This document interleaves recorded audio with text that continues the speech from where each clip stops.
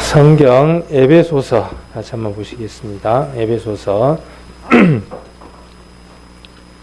1장 에베소서 1장 8절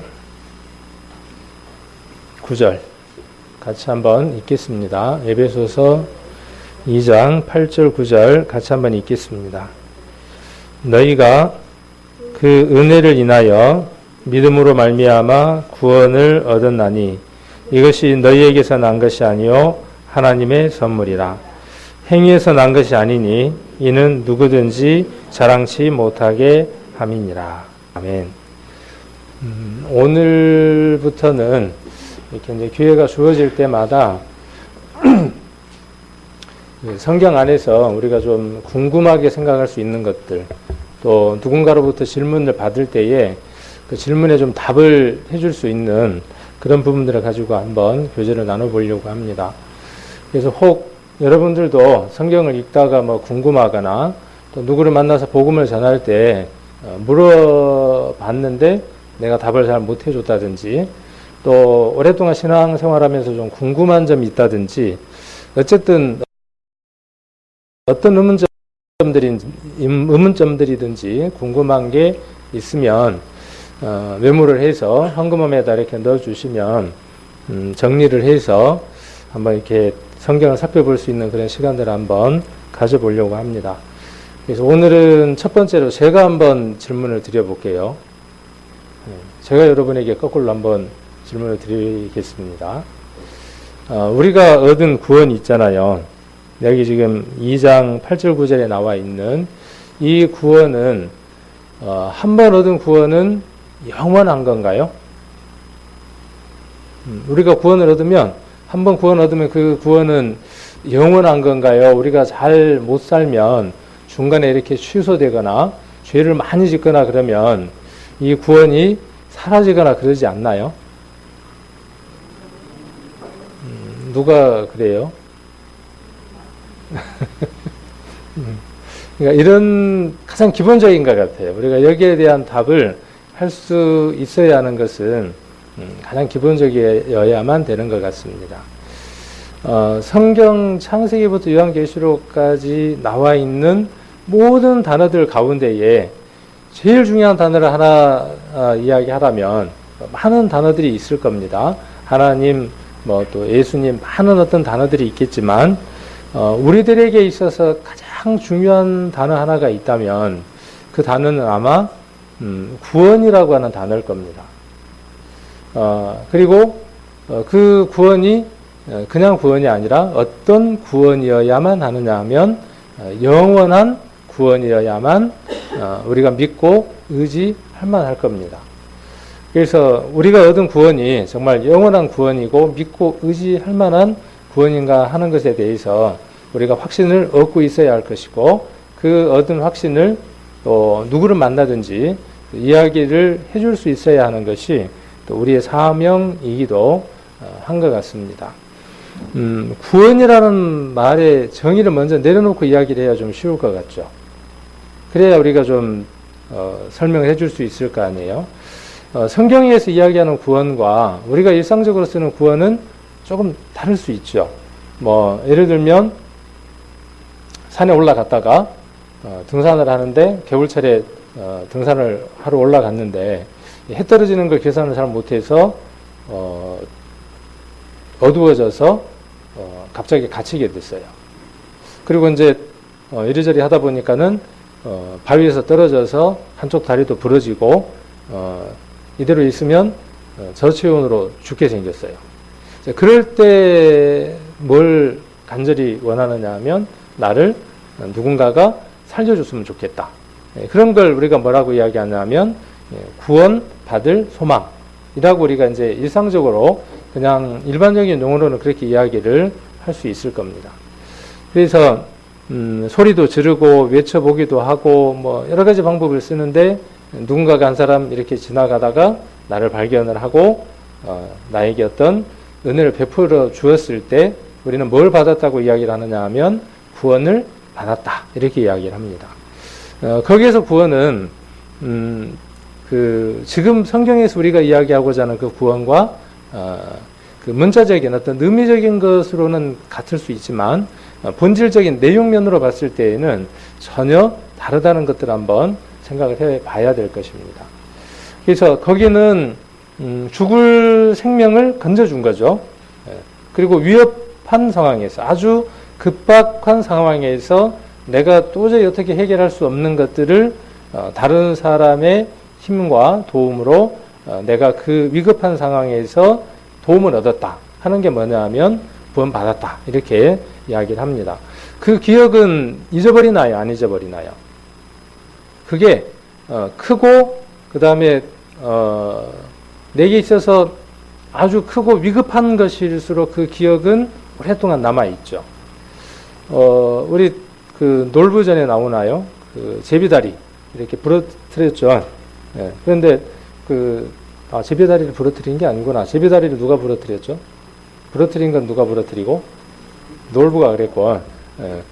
예. 은혜를 갚기는 갚았죠. 그 제비도. 예. 근데 이제 다른 제비. 그 제비가 누가요? 이야기가 갑자기 생각이 잘 안 나네. 잘 아시죠? 제가 이야기 잘 안 해드려도. 예.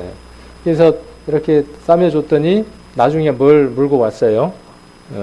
박씨를 하나 물고 와서 뭘 해줬냐 하면 도움을 주었죠. 그러니까 뭘 한 겁니까? 자기가 은혜를 입은 거에 대한 보은을 한 거죠. 은혜를 갚은 것이죠.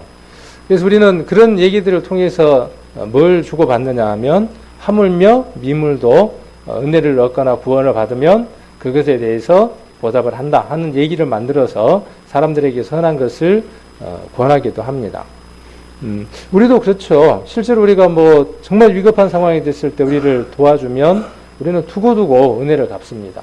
하다못해 직장을 못 들어갔는데 직장 하나 알아봐주고 직장 들어가는데 힘을 쏘줘도 일평생 어떻게 하느냐 하면 명절만 돼도 어떻게 해요?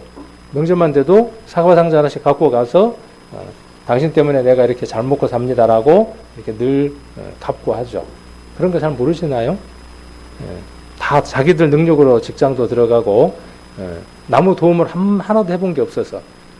근데 저는 부모 도움으로 또 주변 사람들의 도움으로 이런저런 것들을 많이 도움을 받아봤기 때문에 잘 아는 것 같아요. 근데 반면에 은혜를 갚는 건 참 어렵더라고요. 누군가가 나에게 베풀어줬던 것에 대해서 두고두고 내가 이렇게 은혜를 갚는 그것은 참 쉬운 일이 아닌 것 같아요. 그런데 지금 영원한 구원이라고 하는, 여기에서 지금 이야기하는 2장 8절에 이야기하는 이 구원은 그런 구원이 아니죠. 지금 제가 이야기하려고 하는 그런 구원이 아니라 이 구원은 어떤 구원이냐 하면 모든 세상의 모든 사람들이 어떤 운명이 되어졌냐 하면 죄를 범하였고 그 죄에 대한 대가로 영원한 불목 가운데에 던져져 있는 거죠. 우리들 입장에서는 시간이 지나야만 그 불못 속으로 들어가는 것이지만 하나님 편에서 보았을 때에는 이미 불못에 던져져 버린 자들이죠. 이미 사망이 임해버린 자들입니다. 자, 그들이 그 선언을 받았을 때 그들이 무엇을 알게 되느냐 하면 내가 영원한 불못 가운데에서 죽을 수밖에 없구나 하는 사실을 깨닫게 되죠. 아, 내가 정말 죽는다는 사실을 깨닫는 거죠. 내가 죽을 사람이구나 하는 걸 깨닫는 게 뭐냐 하면 복음을 깨닫기 이전에 회개하는 그 마음들이죠. 자, 그 마음이 있을 때 내가 죽을 수밖에 없구나 하는 그 마음이 있을 때 내게 생명을 달라고 간절히 구하죠. 그게 뭐냐 하면 나를 구원해 주십시오라고 하는 세례와 같은 그런 간절한 기도가 되겠죠. 그 기도의 응답으로 우리가 무엇을 얻느냐 하면 구원을 얻게 됩니다. 요한복음 한번 같이 보시겠습니다.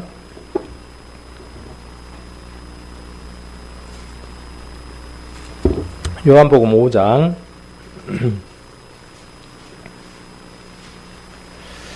요한복음 5장 24절입니다.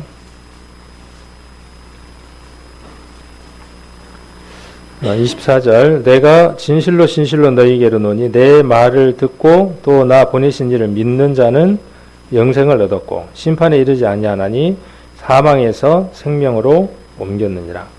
자, 여기 보니까 사망에서 생명으로 옮겼다라는 말씀이 나오죠. 세상 모든 사람은 죄값으로 인해서 죽을 수밖에 없는 운명이었습니다. 그 사망의 값을 치러야 하는 사람들, 그 운명에 처한 사람들이 누구였느냐 하면 우리들이었어요. 그래서 이 사실을 깨달은 사람만이 무엇을 원하느냐 하면 생명을 얻고자 하는 거죠. 이것은 이론이 아니라 체험이 되어져야죠. 자, 그럴 때 생명 대신 누구를 만나느냐 하면 예수님을 만나는 것이죠. 영원한 생명의 주인 되신 분을 만나야만 영생을 얻는 것이죠. 지금 우리가 갖고 있는 이 생명은 영원히 살 수 없는 생명입니다. 그래서 우리가 말씀을 쭉 듣는 가운데 무엇을 배우고 깨닫게 되느냐 하면 나는 그것이 필요한 사람이구나. 그러나 세상 그 어디에도 이 영원한 생명을 줄 수 있는 길이 없구나. 오로지 하나님 한 분 외에는 이 길을 주실 수가 없구나 하는 것들을 깨달을 때 마치 물에 빠진 사람이 살려달라고 외치고 또 군명정이나 또 튜브가 던져졌을 때에 그것을 붙잡으려고 발버둥을 치는 것처럼, 그리고 그 구원의 밧줄을 잡고 물 위로 올라와서 그가 물에서 구원받았다라고 말할 수 있는 것처럼 우리도 동일하다는 것이죠. 하나님의 그 구원의 밧줄이 우리에게 내려졌을 때에 우리가 그것을 잡고 구원을 얻었다라고 우리가 이렇게 이야기를 하게 됩니다. 실은 이 구원이라고 하는 것은요, 어떤 관계냐 하면 우리가 그렇게 한번 표현을 해볼 수도 있고 또 이렇게 한번 표현을 해볼 수도 있습니다. 구원이라고 하는 것은요, 관계예요, 관계. 자주 말씀드리지만 구원은 이론적인 것이나 지식적인 것이나 어떠한 철학이나 사상이 아니라 구원은 관계성이고, 그 관계는 어떤 관계냐 하면 하나님과 나와의 관계에 대해서 이야기를 하는 겁니다. 나는 처음 누구하고 관계를 맺었던 사람이냐 하면 요한복음 8장에 기록되어 있는 것처럼 마귀와 관계가 있었죠. 내 아버지는 누구였느냐 하면 아버지가 누구였습니까? 세상 모든 사람의 아버지가 누굽니까? 세상 모든 사람의 아버지는 마귀라고 기록이 되어져 있습니다. 그래서 무엇을 이야기하느냐 하면 마귀는 죄와 관련이 있고, 마귀는 죄와 관련이 있습니다. 죄를 짓는 자는 누구와 관련이 있는 것이냐 하면 마귀와 관련이 있다는 그 관계성을 이야기를 하는 겁니다. 그리고 마귀는 어디의 주인이냐 하면 영원한 어둠의 세력의 주인입니다. 그 사단이 누구를 끌고 가느냐 하면 죄와 관계된, 사단과 관계된 모든 사람들을 어디로 끌고 가느냐 하면 영원한 죄악의 세계, 불의 세계로 끌고 가는 것입니다. 자, 이걸 발견하는 게 뭐냐 하면 회개의 순간입니다. 그러니까 회개라는 건 내가 죄를 많이 지었습니다. 잘못했습니다. 죽을 죄를 지었습니다. 이 죄를 어떻게 갚을까요? 눈물 흘리고 코를 짜고, 물론 그것도 한 일부분이 될 수 있을 겁니다. 그러나 그보다 더 중요한 것은 뭐냐면 그 관계성을 깨닫는 것이죠. 내가 사단에게 속한 자였구나. 여기에서 내가 벗어날 수 없구나. 시편에 기록되어 있는 것처럼 죄가 나를 이겼기 때문에 내가 도저히 죄를 이길 수 있는 방법이 없구나. 내가 살아서는 이 문제를 해결할 수 없는 것이구나. 이것을 깨닫는 것이 무엇이냐 하면 회개의 순간입니다. 그리고 이 문제를 누구에게 맡겨드리는 것이냐 하면 하나님께 맡겨드리는 것이죠. 그래서 하나님이 이 문제를 해결해 주셨을 때에 그것을 받는 것이 구원이죠. 자, 요한복음 찾았으니까 1장을 한번 보겠습니다. 1장. 1장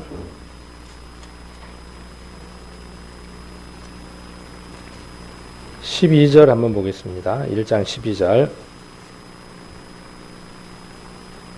자, 영접하는 자, 곧 그 이름을 믿는 자들에게는 하나님의 자녀가 되는 권세를 주셨으니 이는 혈통으로나 육정으로나 사람의 뜻으로 나지 아니하고 오직 하나님께로서 난 자들이니라. 자, 여기 보니까 영접하는 자라 그랬어요. 영접이라는 게 뭐죠? 영접? 모셔드린다 그 말이죠. 영접이라는 것은 그분을 내 개인의 주인으로 모셔드리는 거죠. 곧 그 이름이라 그랬어요. 이름. 이거 여러 번 제가 한번 설명을 드렸던 것 같아요. 예수라고 하는 이름, 그 이름에는 무엇이 정의되어져 있냐 하면 용도가 정의가 되어 있어요. 예수라고 하는 그 이름 속에 용도가 정의가 되어 있죠. 그래서 그 이름을 믿는 자들에게는 무엇이 되겠느냐 하면 하나님의 자녀가 되게 하는 권세를 주셨어요. 자, 방금까지만 해도 1초 전까지만 해도 누구의 자녀였느냐 하면 마귀의 자녀였습니다. 이 마귀의 자녀가 내가 사단의 자녀라는 사실을 인지하고 깨닫고 말씀을 통해서 하나님께로 돌아가려고 하는 그 마음이 있을 때 하나님께서 보내신 그의 아들 예수 그리스도를 믿으면 어떻게 되느냐 하면 이 자녀에서 어디 자녀로요? 하나님의 자녀로 옮겨지는 하나님의 자녀가 되는 권세를 주셨다 그랬어요. 자, 우리는 누구를 믿은 사람이냐 하면 예수를 믿은 사람이 되어졌죠. 그래서 이것은 피나 또 뭐 육정이나 이런 것으로 나지 아니하고 사람의 뜻으로 나지 아니하고 하나님께로 난 자들이다 그랬어요. 그래서 우리가 누구의 자녀가 되어졌다라고 성경은 선언하느냐 하면 하나님의 자녀가 되었다고 선언하고 있습니다. 그런데 전제 조건이 있죠. 누구나 다가 아니죠. 누구나 다가 아니라 전제가 뭐죠? 여기 자 12절에 보니까 전제가 뭐예요? 영접이고 그 다음 뭐예요? 또 그 다음이 뭐예요? 그의 아들을 믿는 자라고 하는 전제 조건이 있죠. 자, 그래서 이 사람들이 하나님의 자녀가 되어졌어요. 그래서 그들이 영원한 사단의 나라 사방에서 그 사망의 권세에서 어디로 옮겨졌느냐 하면 영원한 생명이 있는 하나님의 나라로 하나님의 자녀로 옮겨졌어요. 그래서 누구의 소유가 되어졌느냐 하면 하나님의 소유가 되어졌어요. 언제요? 자, 그날이 있는 사람이 있고 그날이 없는 사람이 있죠. 자, 에베소서 아까 1장으로 한번 가보겠습니다. 에베소서 1장.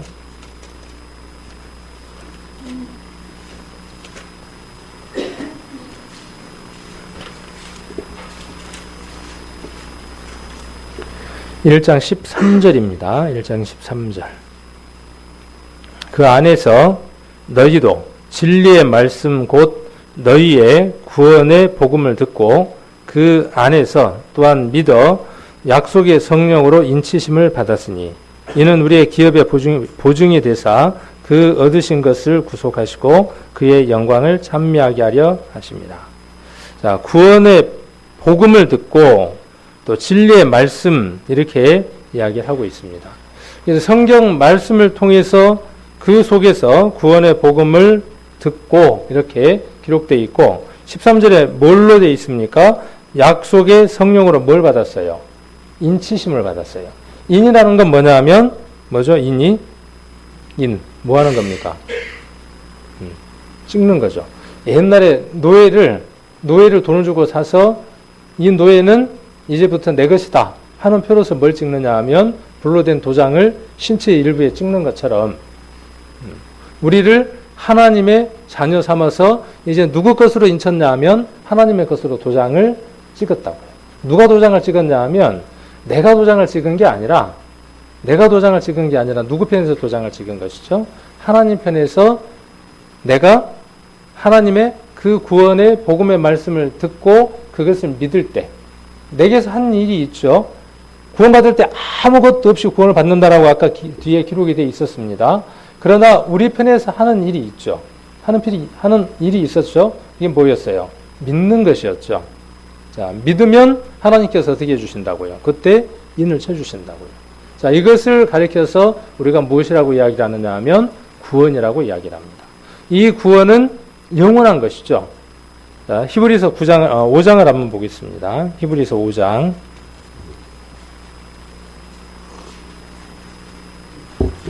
히브리서 5장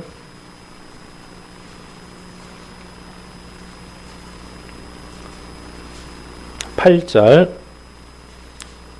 히브리서 5장 8절 357페이지 5장 8절 9절까지만 같이 한번 읽겠습니다.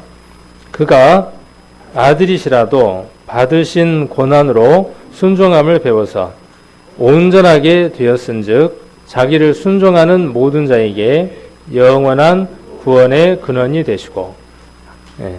자, 여기 자기를 순종하는 모든 자에게요. 아까 우리가 앞에서도 전제 조건이 있었죠. 영접하는 자, 그의 아들을 믿는 자, 이런 조건이 있었던 것처럼 여기도 동일하게 무엇을 이야기하느냐 하면 자기를 순종하는 자라고 이렇게 말씀을 하고 있죠.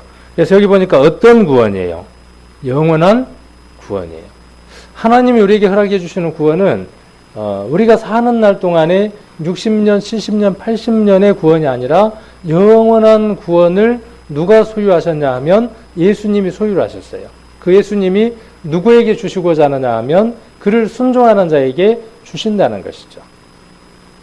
자, 요한복음 17장을 한번 보겠습니다. 요한복음 17장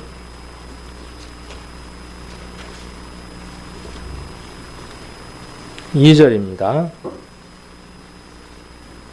여기도 2절, 3절 같이 한번 읽겠습니다. 요한복음 17장 2절, 3절. 자, 아버지께서 아들에게 주신 모든 자에게 영생을 주게 하시려고 만민을 다스리는 권세를 아들에게 주셨음이로소이다. 영생은 곧 유일하신 참 하나님과 그의 보내신 자 예수 그리스도를 아는 것입니다. 자, 영생을 주시려고 아들에게, 예수님에게 만민을 다스리는 권세를 주셨어요.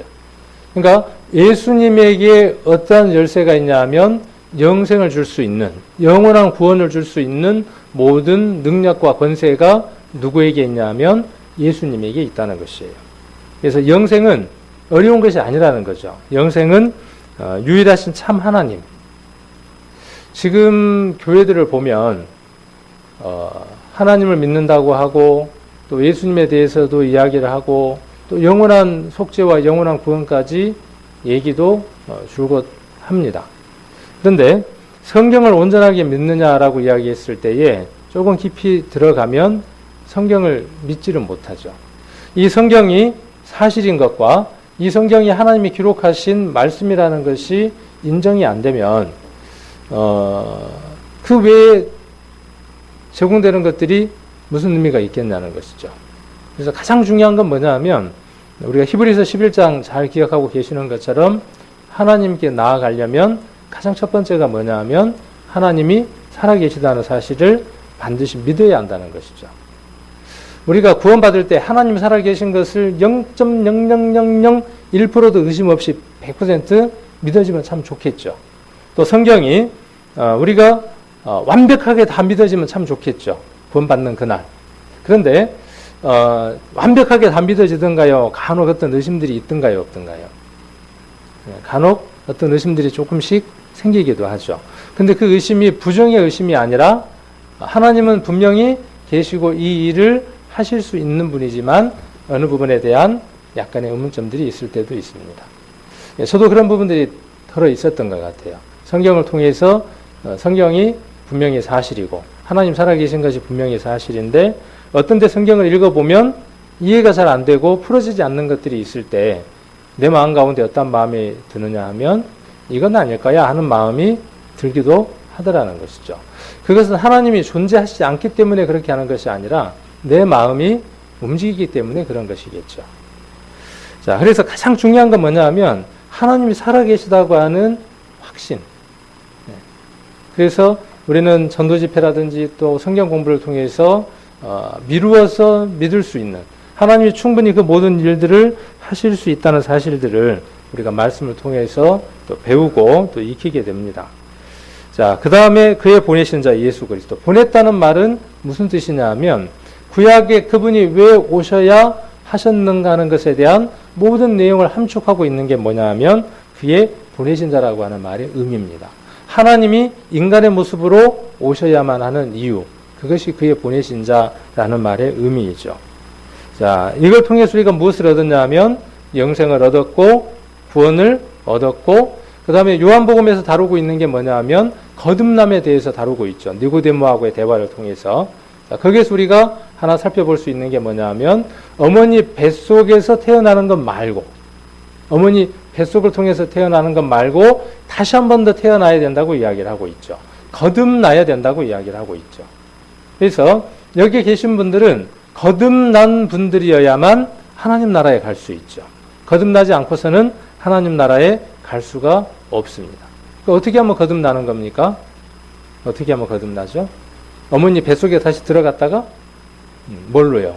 말씀으로써 사단의 권세에 있던 자가 누구의 자녀로? 하나님의 자녀로 태어나는 것을 거듭나는 것이라고 성경에 이야기를 하고 있죠. 10장으로 한번 가세요. 10장. 요한복음 10장입니다.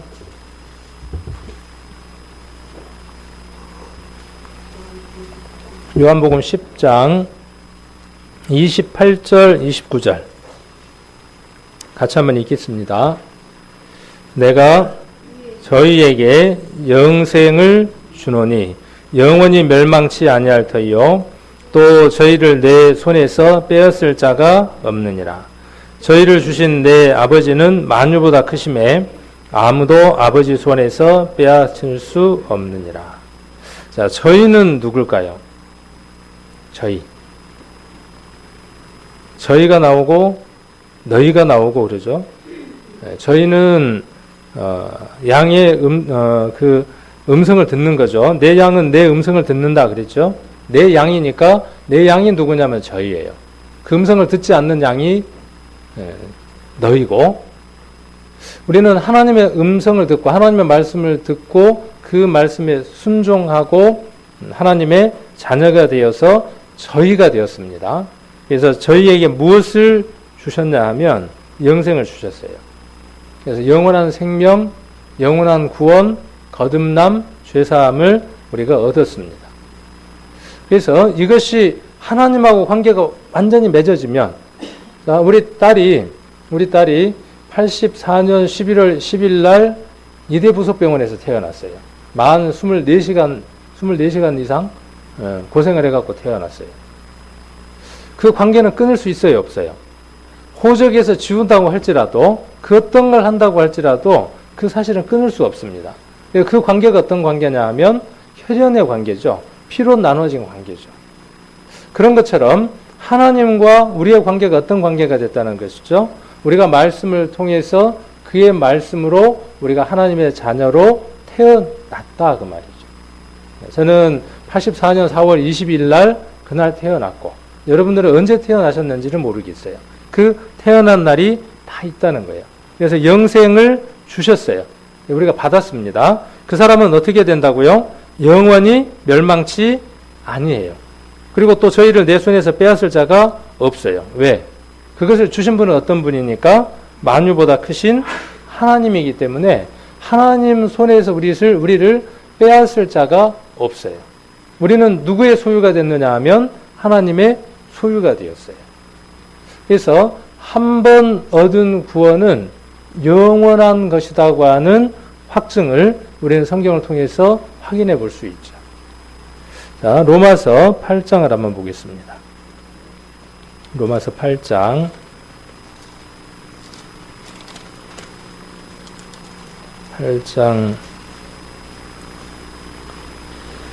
14절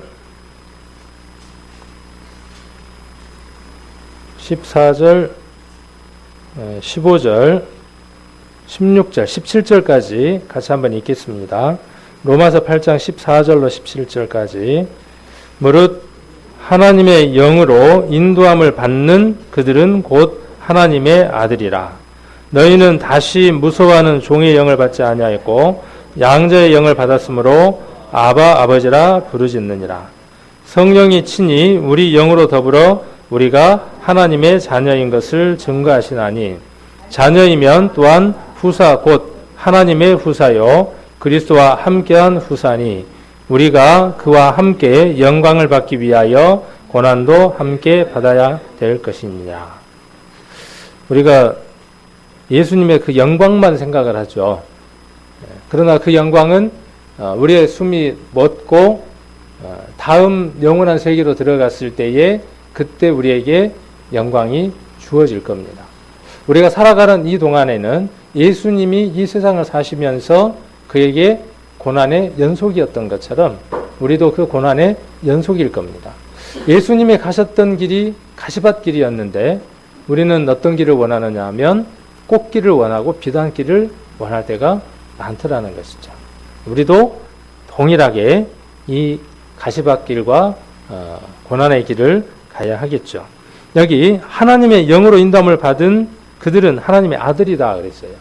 그래서 15절에 보니까 하나님을 보고 뭐라고 부르느냐 하면 종의 영을 받지 않았기 때문에 15절에 종의 영을 받았다는 말은 뭐냐 하면 마귀의 자녀였던 적을 이야기를 하는 겁니다. 그런데 이제는 어떤 영을 받았냐 하면 하나님의 영을 받았기 때문에 양자의 영을 받았기 때문에 아바라는 말은 뭐냐 하면 아빠.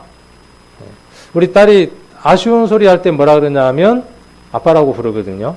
평상시는 뭐라 그러냐면 아버지 그래요.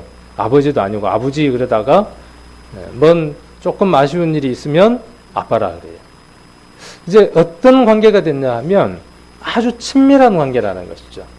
하나님과 우리는 어떤 관계냐 하면 관계성이에요. 구원이라고 하는 건 사단의 자녀에서 사단의 종에서 하나님의 종이 아니라 하나님의 자녀가 되었다는 거죠. 그리고 하나님의 예수님과 함께 하늘나라의 모든 것을 기업으로 물려받을 후사가 됐다라고 성경은 말하고 있는 것이죠. 하나님 나라에 있는 모든 것이 누구 것이냐 하면 우리 것이죠. 근데 우리는 어디에 더 살고 싶으냐 하면 이 세상에서 이 세상 것에 욕심이 훨씬 많아서 그것을 더 많이 누리고 살아가 보려고 하는 마음들도 우리에게 더 많은 것들도 봅니다. 그래서 하나님의 자녀가 됐기 때문에 우리를 더 이상 뺏어갈 수가 없습니다. 누구도 우리를 하나님 손에서 뺏을 수가 없어요. 그래서 한 번 구원은 영원한 것입니다. 한 번 해병은 뭐 영원한 해병이라면서요. 세상의 해병도 영원한데 하나님의 자녀는 오죽하겠습니까?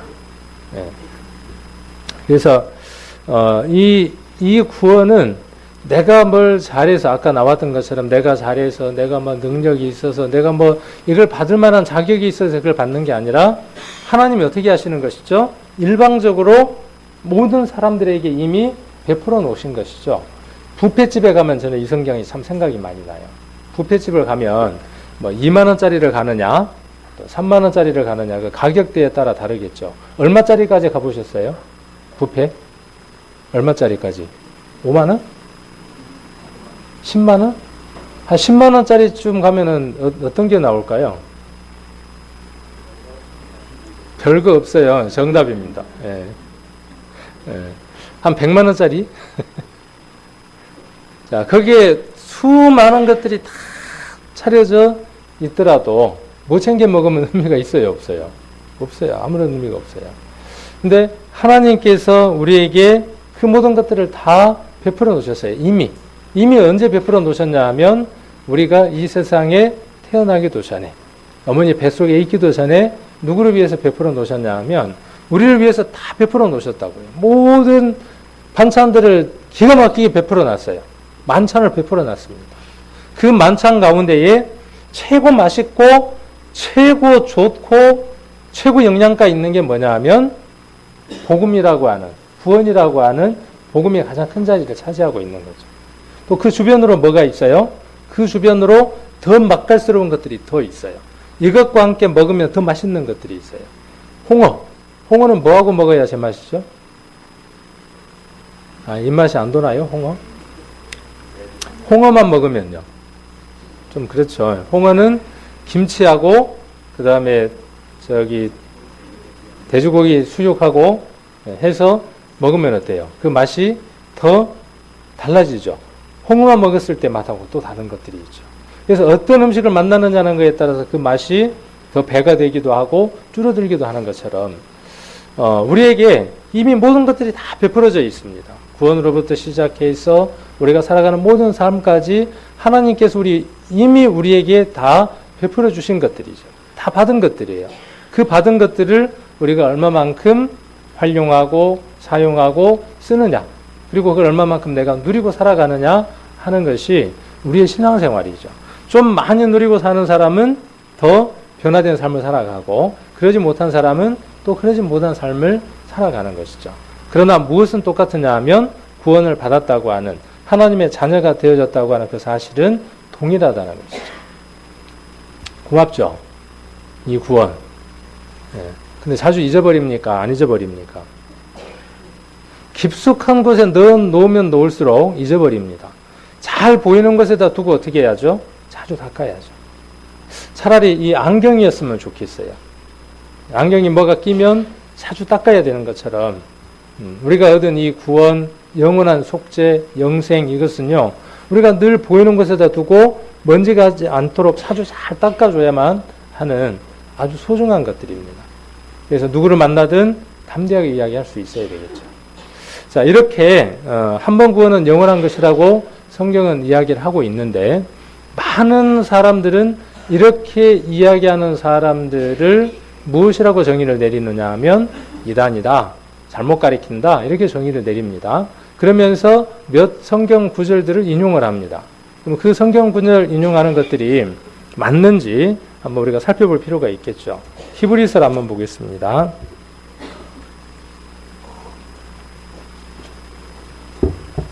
히브리서 6장 5절입니다. 히브리서 6장 5절. 자, 4절부터 한번 보겠습니다. 4절부터.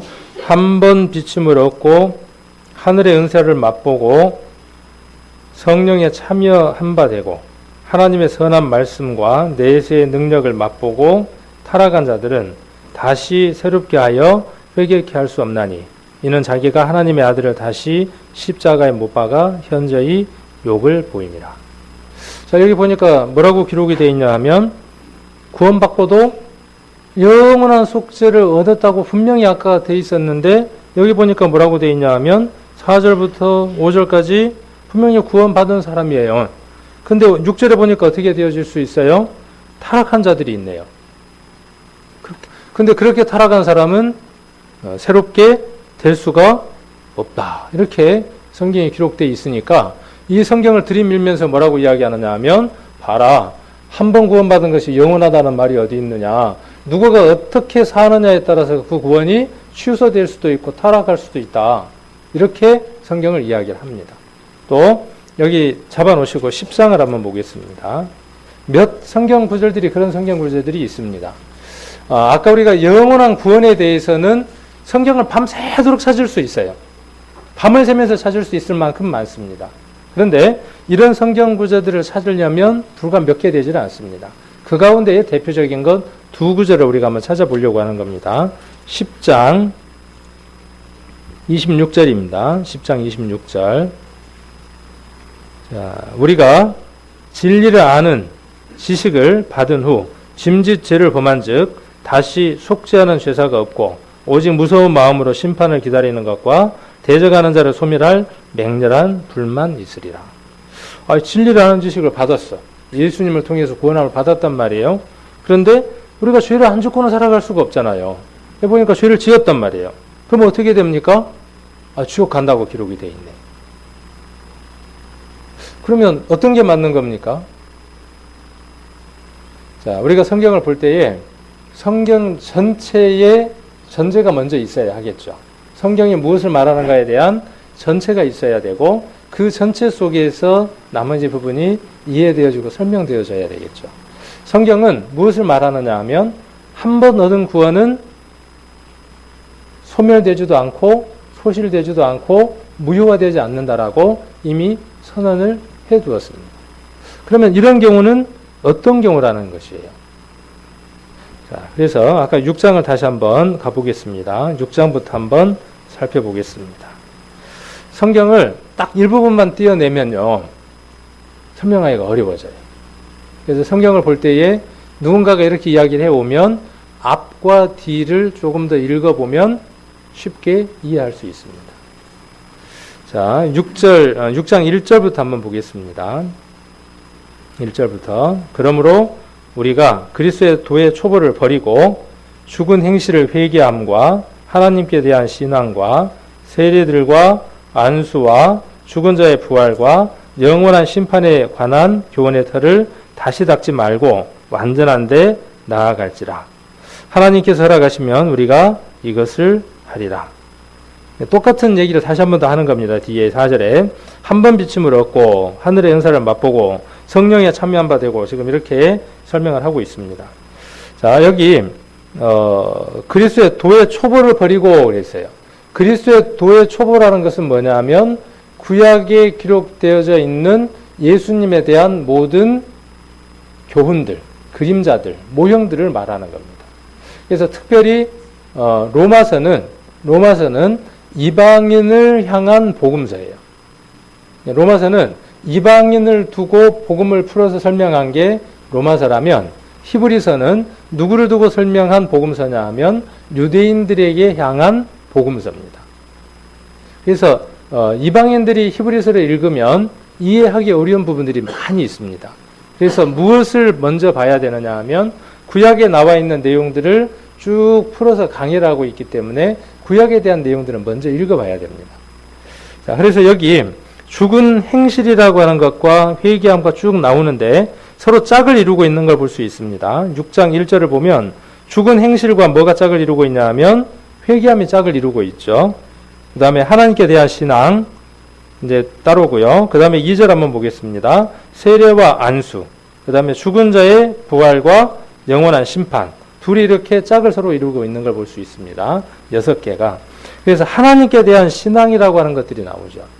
이스라엘은, 유대인들은 하나님께 대한 믿음이 있었습니다. 온전한 신앙이 있었습니다. 그럼에도 불구하고 그들에게 무엇이 없었냐 하면 예수 그리스도의 실상이 그들에게 없었어요. 지금 여기 1절부터 시작해서 2절까지의 내용들을 쭉 한번 읽어보면 뭐가 빠져있냐 하면 모든 설명들 가운데에 예수님이 빠져 있어요. 그들이 수없이 하나님의 능력을 맛보고 모든 것들을 들었지만 그들에게 무엇이 빠져 있었냐 하면 예수님이 빠져 있었습니다. 그래서 죽은 행실, 이거 죄에 대한 문제들이죠. 회개, 이런 것들이 유대인들에게는 끊임없이 있었죠. 죄로 말미암아 이방에 끌려가고 회개하고 하나님 회복시켰던 일들이 있었고, 또 세례들, 이 세례라고 하는 것은 뭐냐 하면 이스라엘 사람들이 홍해를 건넌 것들을 이야기하기도 하고, 그 다음 또 무엇을 이야기하기도 하느냐 하면 유월절을 이야기하기도 하고 여러 가지 것들을 이야기하기도 합니다. 안수, 그 다음에 죽은 자의 부활, 이 모든 것들이 뭐냐 하면 구약에 대한 내용들을 이야기를 하고 있습니다. 그래서 다시 닦지 말고 어디로 나아가라고 이야기를 하고 있죠? 완전한 데 나아가라고 이야기를 합니다. 자, 그러면 지금 1절부터 시작해서 2절까지 나와 있는 이 사람들의 상태가 구원함을 받은 상태일까요? 구원함을 받지 못한 상태일까요? 이걸 우리가 정의를 내리면 뒤에 답은 쉬울 수 있어요. 자, 그 다음 똑같이 4절에 한 번 비춤을 얻었어요. 하늘의 은사를 맛봤어요. 또 성령에 참여한 바 됐어요. 이것도 구원받은 사람일까요? 구원받지 않는 사람일까요? 어렵죠? 네. 자, 답은 간단합니다. 구원받지 않는 사람들입니다. 구원받지 않는 상태의 것들을 얘기를 합니다. 그래서 한 번 비춤을 얻었다는 것은 뭐냐면 성령이 와서 그 사람 속에 이렇게 비춰서 구원을 받았다라는 말이 아니라 마태복음 13장에 보면 더러운 귀신이 소재되어서 잠깐 나갔던 상태. 우리가 전도집회 때 이 내용을 한번 갖고 생각해 보면 참 쉬울 것 같아요. 전도집회 때에 첫날 하나님에 대한 것도 우리가 가르치죠. 하나님 살아계신 것도 믿어요. 그런다고 이 사람이 구원받았습니까? 다음 전도집회 때 또 와가지고 뭘 들었냐 하면 복음까지 못 듣고, 죄하고 복음 못 듣고 또 와갖고 뭘 들었냐 하면 유대인에 대한 것도 듣고 그 다음에 과학적인 것도 듣고 다 들었어요. 자, 이렇다고 이 사람이 구원받은 거예요? 근데 이것이 무엇을 통해서 깨닫게 하는 거죠? 무엇이 함께 하느냐 하면 그 시간 성령이 함께해서 그 사람들에게 선포하게 하죠. 그래서 성령의 그 일들을 하게 합니다. 성령이 잠깐 그들 마음 가운데 이것을 비추게 해요. 그런다고 해서 그들이 구원받은 상태냐 하면 구원받은 상태가 아니죠. 이스라엘이 그랬다는 거예요. 홍해를 건너고 많은 능력들을 맛봤다고 할지라도 그들이 개인적으로 누구를 만나지 못했다면, 완전한 예수님을 만나지 못했다면 이것은 뭐 하는 거죠? 지금 뭐만 하고 있는 거예요? 터만 닦고 있는 거예요. 준비 작업만 하고 있는 거예요. 우리도 똑같아요. 우리 교회에서도. 우리 교회에서도 아직까지 예수 그리스도를 개인적인 구세주로 온전하게 영접해서 개인적인 관계를 맺고 살아가지 않는 사람은 어떤 사람이냐 하면 여기 지금 6장에 기록되어 있는 사람과 같습니다. 매일 그는 뭘 하고 있느냐 하면 터만 닦고 있는 거죠. 죽은 자의 부활에 대해서, 영원한 심판에 대해서, 안수에 대해서, 침례에 대해서, 구약에 있는 것들에 대해서 두루 배우고만 있는 것이죠. 그래서 뭐만 보고 있느냐 하면 맛만 보는 거예요. 맛만. 먹어버리면 참 좋을 텐데 꿀떡 삼켜버리면 될 텐데 배가 덜 고픈 거예요. 배가 덜 고프니까 어떻게 하는 거죠? 비침도 없고 그 다음에 은사를 맛보기만 하고 여기 뒤에 보니까 또 5절에도 뭐라고 되어 있습니까? 하나님의 선한 말씀과 내세 능력을 맛본 거예요. 맛본다와 먹는다는 같아요? 틀려요? 달라요. 엄연히 달라요. 이곳에 와서 전도 집회를 몇 번을 다 듣더라도 그래요 하고 꿀떡 삼킨 사람과 그러니까 글쎄요 머리를 극적극적 그게 뭐냐면 맛본 거예요. 맛본 거. 그러니까 아직 그에게는 무엇이 심겨지지 않는 상태죠. 복음이 심겨지지 않는 상태. 자, 그런 사람이 어떻게 되면 마태복음에 기록되어 있는 것처럼 세상으로 다시 가면 그 집이 어떻게 되어져 있으니까 비고 소재되어 있으니까 저보다 악한 귀신 7을 데리고 와서 그 가운데 거하게 되죠. 말씀을 통해서 속이 깨끗하게 비우고 소재되는 것도 굉장히 중요합니다. 근데 그것보다 더 중요한 게 있어요. 성령을 통해서 비침을 받고 성령이 비치면 어떤 일이 나타나느냐 하면 빛 가운데 드러나서 부끄러운 게 드러나서 속에 있는 것들을 비우기 시작을 합니다. 비웠다고 끝나는 줄 아십니까? 비워서 끝나는 게 아니라 그 속에 무엇이 들어가야 해요? 그 속에 주인 대신 예수님이 하나님이 들어가시지 않으면 사단이 다시 어떻게 한다고요? 그 집을 다시 차지한다고요. 그러니까 그 상태는 구원받은 상태예요? 구원받지 않는 상태예요? 구원을 받지 않는 상태라고요. 그러니까 구원받은 사람은 이렇게 될 수 있다고요? 없다고요? 되어질 수 없다고요. 구원받지 않는 사람이니까 어떻게 되어질 수 있다고요? 다시 사단이 들어와서 타락할 수 있다는 거예요. 그 말씀을 6장에서 이야기를 하고 있습니다. 또 10장으로 한번 다시 가서 보시면 10장에서 이야기하는 이 짐짓이라고 하는 건 뭐냐면요. 쉽게 이야기하면 유다를 한번 예를 들어서 이야기를 해볼 수 있어요. 가룟 유다의 죄가 사해져 있나요? 사해져 있지 않나요? 예수님을 팔았던 가룟 유다의 죄가 십자가에서 이미 해결이 됐을까요? 안 됐을까요? 안 됐을까요? 유다의 죄는? 그럼 왜 유다가 지옥 갑니까?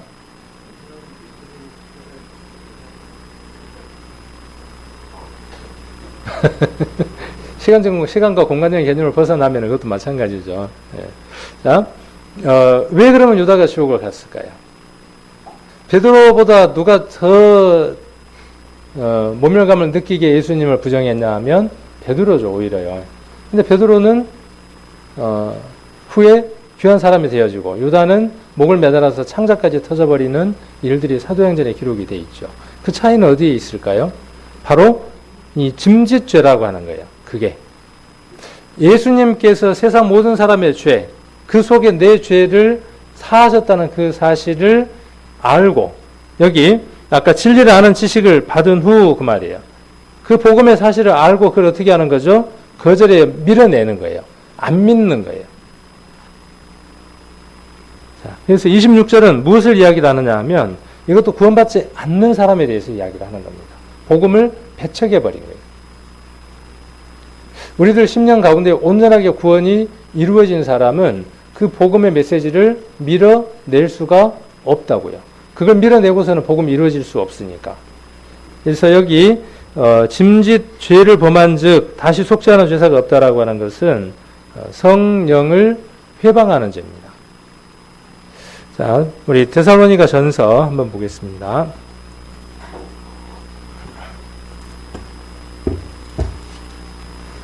데살로니가 전서 4장 8절입니다. 4장 8절. 같이 한번 읽겠습니다. 데살로니가 전서 4장 8절. 그러므로 저버리는 자는 사람을 저버림이 아니요 너희에게 그의 성령을 주신 하나님을 저버림이니라. 성령께서 이것을 우리들 심령 가운데 믿게 하는데 그 믿게 하는 것을 순종하는 자에게는 아까 우리가 봤던 것처럼 영원한 구원과 영생과 거듭남으로 우리가 선물로 받는 것이죠. 근데 그것을 밀어냈다는 것은 뭐냐 하면 영원한 구원과 영생을 소유하지 않겠다고 하는 불순종을 얘기를 하는 것이죠. 그래서 복음을 순종하는 것은 내 마음대로 복음이 순종되어지는 것이 아니라 성령이 함께해서 이것을 믿을 수 있도록 도우셨다는 것이죠. 그래서 성령이 인치셨다는 사실이에요. 여러분 심령 가운데에 내게 이 복음의 사실에 대한 확신이 있으면 하나님 앞에 더 감사를 돌려드리고 이 구원은 어떤 것으로도 무효화될 수 없다는 사실을 다시 한 번 더 성경을 통해서 확인하시고 또 기쁨으로 사시기를 원하고 그러면 마음대로 살아도 되겠죠. 그렇게 확실하니까. 그렇게 확실하신 분은 어떻게 살아야 할지도 그 성령께서 음성을 분명히 들려주실 겁니다. 그래서 우리가 얻은 구원은 절대로 무효되지 않고 하나님의 자녀 삼으신 우리는 더 이상 무효화되지 않는다는 사실을 성경을 통해서 늘 확인하시고 하나님께 감사를 돌려드리는 삶을 사시기를 원합니다.